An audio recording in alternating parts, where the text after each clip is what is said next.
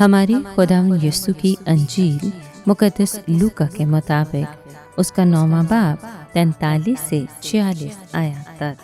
ان دنوں میں جب سب ان سب کاموں پر تعجب کرتے تھے جو یسوع کرتا تھا، تو اس نے اپنے شاگردوں سے کہا کہ یہ باتیں تم اپنے دلوں میں رکھو کہ ابن انسان انسانوں کے ہاتھ میں حوالے کیا جائے گا، مگر وہ اس بات کو نہ سمجھے، بلکہ یہ ان سے پوشیدہ رہی یہاں تک کہ ان کو معلوم نہ ہوا، اور وہ اس بات کی بابت پوچھنے سے ڈرتے تھے۔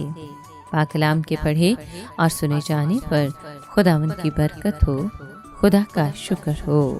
عزیز دوستو، شاگرد شاید یہ سوچتے تھے کہ ہمارا آقا اسی طرح معجزے کرتا رہے گا جب تک کہ پوری قوم اسے بادشاہ تسلیم نہ کرے۔ ان کے ذہنوں میں سے ایسے خیال کو نکالنے کے لیے یسوع نے ان کو پھر یاد دلایا کہ ضرور ہے کہ ابن آدم آدمیوں کے ہاتھ میں حوالے کیا جائے اور وہ اسے قتل کرے۔ وہ اس پیشن گوئی کو کیوں سمجھتے نہ تھے؟ صرف اس لیے کہ وہ دوبارہ یہی سوچنے لگے تھے کہ مسیح موعود ایک مقبول سورما ہوگا۔ ان کی سوچ کے مطابق اس کی موت قوم کے مقصد کی شکست تھی۔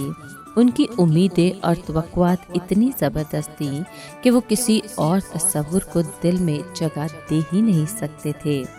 خدا نے تو سچائی کو ان سے نہیں چھپا رکھا تھا، لیکن وہ نہ ماننے پر بضد تھے۔ نیز وہ پوچھتے ہوئے بھی ڈرتے تھے، جیسے ان کو خوف تھا کہ ہمارے اندیشوں کی تصدیق ہو جائے گی۔